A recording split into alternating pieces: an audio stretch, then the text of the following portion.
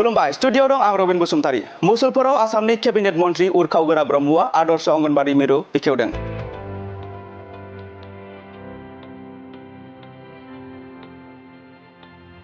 चापागुड़ी विधानसभा बियाबाव गं 40 गोदान अंगनबाड़ी मिरु लुफुंनाय जागोन।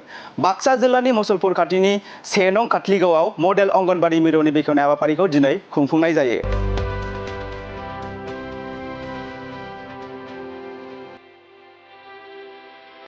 आसामनि केबिनेट मन्त्रि उरखाव ब्रह्मआ बाक्सा जिल्ला कमिशनारनि मावख'नि मोखाङाव थानाय मडेल अंगनबाड़ी मिरुखौ बेखेवना होयो। आदर्श अंगनबाड़ी मिरु बेखेवनानै होनानै मन्त्रि उरखाव ब्रह्मआ बाक्सा जिल्लानि चापागुड़ी विधानसभा बियाबाव मोन 90 अंगनबाड़ी मिरुफोरखौ बेखेवनाय जागोन आरो चापागुड़ी विधानसभा बियाबाव गं 40 गोदान अंगनबाड़ी मिरु लुफुंनो हानाय मावथांखिखौ फिन जागायफिननाय जादों होनना बुंथियो आरो माखासे रांखान्थियारि महरै मोजां बिमा-बिफाफोरा आथिखालाव गावसोरनि गथ'फोरखौ सोरखारि नङि सेक्टराव फैनाय प्रि स्कुल सोलोंथायारि फसंथानफोराव मुं थिसनगासिनो दं, नाथाय मोनसे समाव बयबो सोरखारि सेक्टराव थांगोन होननानैबो फोरमायबावदों बिथां उरखाव ब्रह्मआ। बेनि अनगायैबो बिथां उरखाव ब्रह्मआ मा बाथ्रा फोरमायखो फै जों आबुङै मिथिना लानि। सोशल वेलफेयर डिपार्टमेंटर प्रतिটো समष्टित आंगनबाड़ी मडेल आंगनबाड़ी निर्माणर এটা সিদ্ধান্ত লৈছিল 25 লাখ টকাকৈ। প্ৰথম 21-22-23 বৰ্ষত 11খন নিৰ্মাণ কৰা হৈছে সম্পূৰ্ণ আৰু বৰ্তমানত 31খনৰ চলি আছে আৰু সেইটো লৈ প্ৰায় 42খন মডেল আংগনবাড়ী সম্পূৰ্ণ হ'বলৈ গৈ আছে। এই এপ্ৰিল মাহৰ ভিতৰতে সকলো অংগনবাড়ী চেণ্টাৰত আমি উদ্বোধন কৰিব পাৰিম।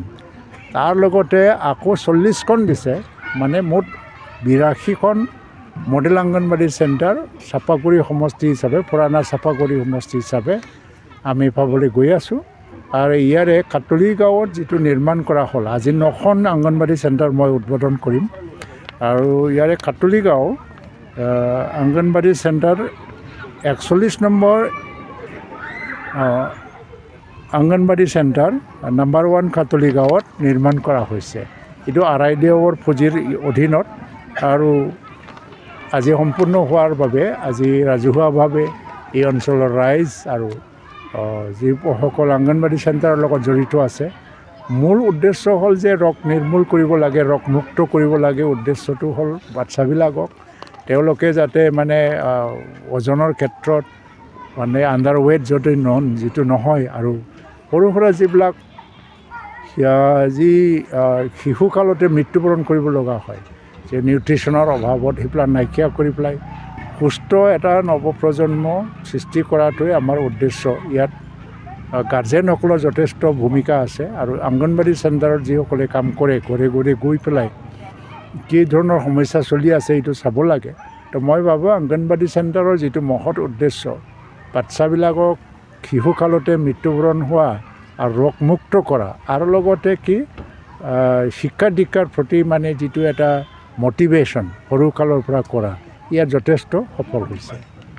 হৈ যাব লাহে লাহে, মানে বস্তুটো কি হ'ল যে এমালগেমেশ্যন কনচেপ্টত আনি আছে, যিহেতু এইটো সম্পূৰ্ণভাৱে হৈ যোৱাত সময় লৈছে, হৈ যাব। প্ৰাইভেটভাৱে শিক্ষা অনুষ্ঠান যে ইয়াত গ্ৰ' হৈ আছে এইটো কোনে বাধা দিব পাৰে? প্ৰাইভেটলি যিকোনো আহিব পাৰে, কিন্তু এইটো জনগণৰ ৰাইজৰ ওপৰত নিৰ্ভৰ কৰে।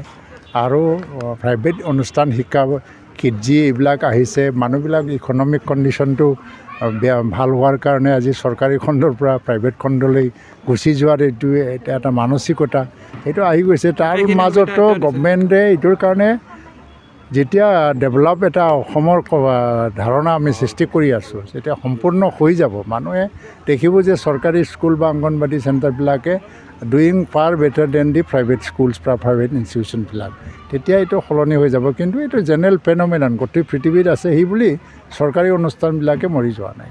ঠিক আছে।